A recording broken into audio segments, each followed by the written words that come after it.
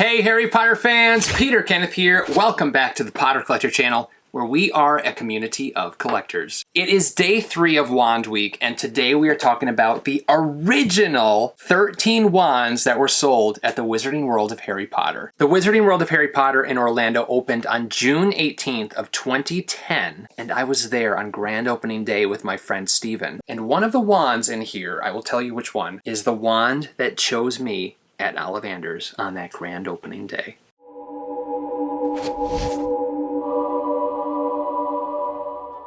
When we get to the wand, I will tell you the story of being selected, the wand choosing me, the experience, the just magic that I felt. But let me tell you a little about these wands. They're called Ollivander Originals, and they were only available at the Wizarding World of Harry Potter. There were 13 different designs created, and they were the wands that were used during the Ollivander interactive show. When you would go into Ollivander's wand shop, a wand master or wand keeper would select someone within the group to have a wand choose them. Now, the wand wasn't free, you still had to buy the wand, but the experience was free, and let me tell you, it is magical. Now, since the opening and since these have been released, Universal Studios has stopped selling these original ones. They've changed the designs of some of them and have put out what's known as interactive wands. Interactive wands have a little sensor at the tip, and what that sensor does is it activates magic, so different locations in the Wizarding World of Harry Potter will allow you to perform magic with your wand. The original Wizarding World of Harry Potter wands were not interactive, just collectible.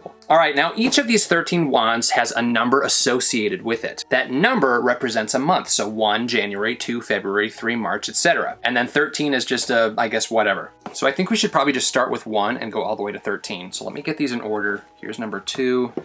All right, number 1 is the Birch Wand. Let's take a look at this box here. Makers of fine wands since 382 BC. On one of the ends, we have a sticker with the Ollivanders logo. These look great on your shelves, not quite as good as the Ollivander replica boxes from the Noble collection. It's still really, really nice, especially with the different colors. Here is the Birch Wand. Now, a lot of these wands, you're gonna recognize either like the handle or the shaft of the wand. Most of these were created as kind of a mixture of wands that we've seen, like Fred and George's wands. They'll use the handles on one wand and the shaft on the other wand. Hermione's wand is even represented in one of these. So although they are unique designs, they're kind of mixed designs from wands that have already been created. Here is the Birch Wand. Now the shaft of the wand definitely looks like a branch from a birch tree, and I love the handle. It looks like it's tied in rope and small leather straps. There's like a little piece of metal in the center. Overall, a really cool looking wand, nice design, and lighter in color than most wands that we're used to. And then the shape mimics your hand perfectly. So this indentation right here is a spot to rest your thumb, perfectly shaped for your hand. Now the inside of the boxes are also beautiful and make for great displays or holders for your wands. They are lined in satin. Now Universal Studios has since gone away with this satin lined design. It's now just a plastic wand form that holds the interactive wands, but the original wands came with this really nice satin lined wand display box. Isn't that beautiful? I mean, that would look fantastic on your shelves. Rowan is number 2 in this green box. Same logo on the end there, Ollivander branding on the top, and the Rowan wand.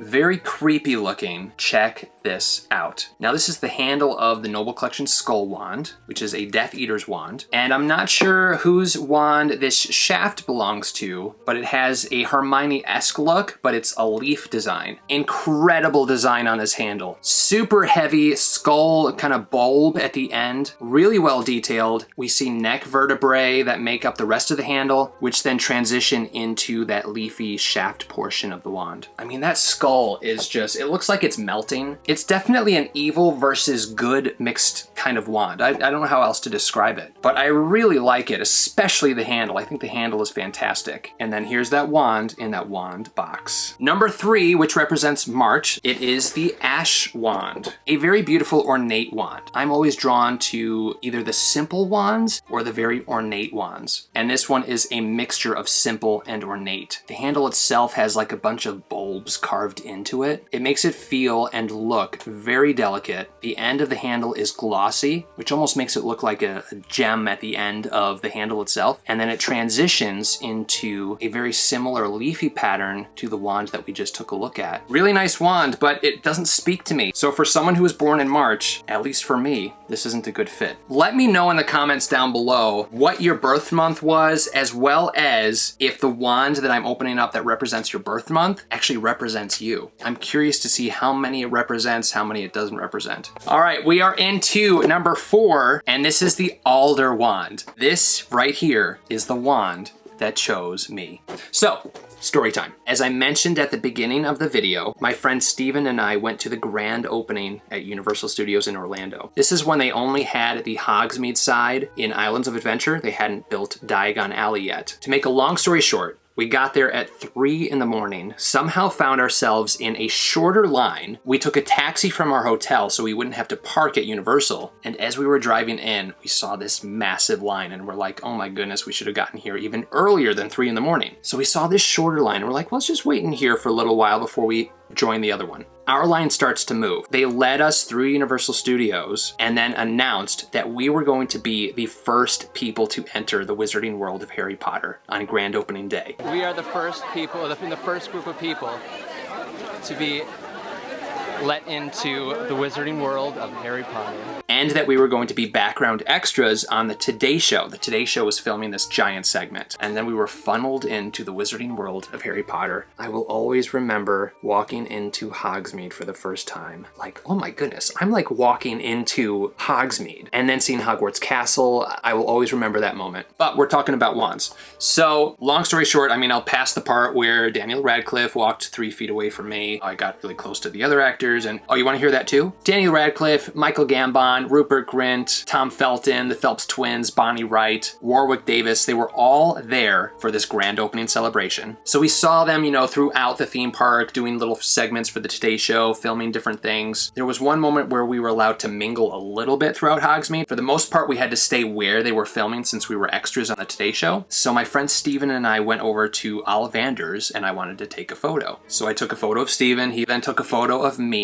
Right after he takes a photo of me, the door of Ollivanders opens up. And it happened so quick, but Harry Potter walked right by me. Daniel Radcliffe walked right by me. By the time I grabbed the camera from Steven, he was already 20, 25 feet away. And I have a photo of the back of his head. But now let's fast forward. The theme park is open, and it is time for me to enter Ollivanders. I happen to be chosen by the Wand Keeper. And what's interesting is at the time, I thought that I was a Ravenclaw. This was before J.K. Rowling put out the Sorting Hat quiz. The wand that chose me was this one right here.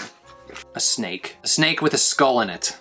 Guys, if you know me at all, you know that this is not my style. Sure, I was disappointed, but it's the wand that chose me, so I had to buy it. So I did. And if we fast forward to when I took the official Sorting Hat quiz for the first time and found myself in Slytherin, I guess the wand really does know and really does choose the wizard. This one is the largest and heaviest of all of the Ollivander original wands. It is a substantial wand. I mean, look at that handle. It's huge. Very cool design. It's a cobra, and then within the cobra is a skeleton. The wand has a nice wave shape and then goes into this really cool looking shaft. I mean, there's design elements everywhere. There are some carvings here, some swirls there. Look at the back of the handle. You see some snake scales, some very pronounced ribs on the skeleton itself. This is an impressive wand. Again, not something I would choose, but I have learned to love it since it is the wand that chose me. And knew I was a Slytherin before I even knew I was a Slytherin. Number 5 is the Willow Wand.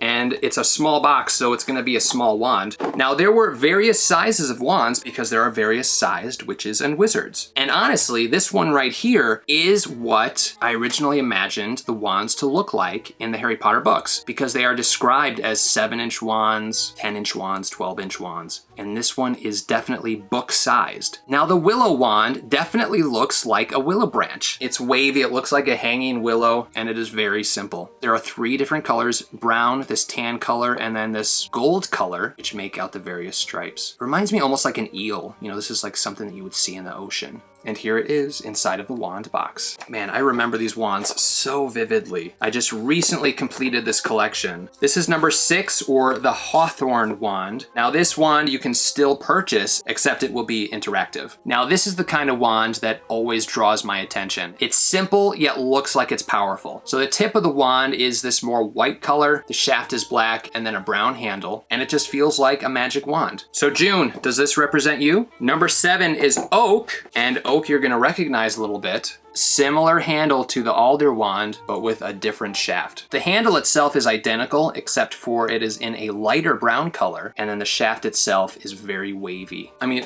looking at these in detail is like not only bringing back memories, because I remember seeing all of the wands displayed on the wall inside of Ollivanders, but I'm like a kid in a candy shop. Like at the time, I wouldn't have been able to purchase all 13 of these wands, but I would have loved to purchase all 13 of the wands, so having them all here and finally completing this collection is just making me really happy. Number 8 is the Holly wand. So you're probably seeing now like, oh, okay, that is that wand. This one looks like the Alder wand, etc. So you're seeing those kind of mixed materials, very creative. But here is the Holly wand, or the wand for August. We see those same kind of leather looking details, those straps in that crisscross pattern, that swirly transition piece, and then the carved out shaft with more detail at the tip. Number 9 is Hazel, and this is another petite wand. We have a wavy, curly shaft, and then a detailed handle that looks very much like the Elder wand. So it has those different indentations and then a bulb at the end. And that is what makes up the handle of this wand. So here it is in my hand. I mean, compared to the Alder wand, which is like this big, you're seeing the size difference in comparison. And again, I love that Universal did that. Vine is number 10, but before we get to number 10, I have a letter to share with you. The letter is D. Yes, there's another D. The Vine wand is one of my favorites. It has that unique ornate handle and that simple design on the shaft. You may hate this, but I love this look, this overall feel. This is what I imagined wands to look like in the books. And this is kind of what they looked like in the first 2 Harry Potter movies before they were changed in Prisoner of Azkaban. I still enjoy the later styles, but the earlier styles will always be my favorite. The wand is a little bit bendy, so that makes it authentic. I mean, don't bend it too much or it's gonna snap. We've seen this handle before, but I wanna show you again. On this one, it's a little bit darker and the bulb at the end is not glossy or shiny. And then we have a solid black shaft with that white tip. Really nice weight to it, and it just looks beautiful in my opinion. And look at how beautiful that looks. It looks so beautiful. Number 11 is Ivy. Now the shaft is very similar to a few we've already looked at. The handle we have also seen, that nice big bulb at the bottom, that detailing that reminds me of the bulbs on the Elder wand. I have to say, this one doesn't really make me think of Ivy, and they have since discontinued this one, so the interactive Ivy wand is a lot different. Actually, a significant amount of these have been changed since the creation of the interactive wands. We're coming down to the end. This is number 12, or the Reed wand. We see that handle once more and that leafy patterned shaft. I could have sworn we just saw this wand. Wait. Oh no, okay, so we saw this handle with the Alder shaft and this handle on the Birch wand. Okay, so this is different. When you look at all of them together, you definitely see the differences, but when you're looking at them one at a time, I guess it can get confusing. So here is the December wand, the Reed wand. Again, it's in that shape that fits your thumb perfectly. Great for duels. You're not gonna lose your wand. And then that leafy pattern going down the shaft of the wand itself. I have got to find a way to display all 13 of these. Again, this has just brought back so many memories. Number 13 is the Elder wand. Now, not the Elder wand like we're used to, aka Dumbledore's wand. This is the Elder wand from the Ollivander original collection. Look at this thing. I mean, this looks very sinister and a little bit evil. The color itself is this dark gray, brown, dirty color. We have the skull head on the top, the neck vertebrae, which go into a very rough looking shaft. All the same color, it flows really nicely, and just overall a really great wand. Now, I'm actually unsure why Universal Studios did 13 instead of 12 wands. If you have some insider info, Let me know in the comments down below. A lot of you, I know, are like wand experts. A fair few of you probably know a lot more than I do, and I would love to hear your knowledge about these. So if you're willing, share with me as well as the rest of the Potter Collection community in a comment down below. Fun facts, whatever you know about these Ollivander original wands before they were interactive, the designs, the mixture of designs, what each one of them represents. I'm sure you have a wealth of knowledge. So if you're willing, please share. Well, those are all of the Ollivander original wands from the Wizarding World of Harry Potter. This was a blast to open, a blast to look at these. One might even say it was wonderful to take a look at these. Now, if you are looking to add these to your collection or collect these, they're not for sale anymore anywhere, so you have to purchase them used. You can find them on eBay. Sometimes you have to be patient and wait for one to pop up, but it will eventually pop up, just like the last few that I was looking for popped up. So definitely check out eBay if this is something that you're interested in collecting. Now, for the day 4 video, which is coming out tomorrow, it's gonna have a evil twist or a villain twist to it. So tune in tomorrow at 10 a.m. Central Standard Time, where I will also announce the 4th letter in the secret word. Now, if you've figured out the secret word already, don't share it yet. I will let you know where and when you should share the word. If you missed the 1st and 2nd letters, you'll be able to find them in the day 1 and the day 2 video that were just previously posted. If you have any questions about Harry Potter or collecting, feel free to leave a comment down below. You can also join the Potter Collector community on Instagram at The Potter Collector or on Twitter at Potter Collector. Now it's time to like, comment, subscribe, and until next time, keep collecting. Thank you so much for watching. If you're new here, welcome. You can subscribe right up here. You can also look at some previously posted content down here. If you have any questions about Harry Potter books or collecting, please feel free to contact me. I'm always happy to help. But for now, I must go. See you next time. Whoa, where'd he go?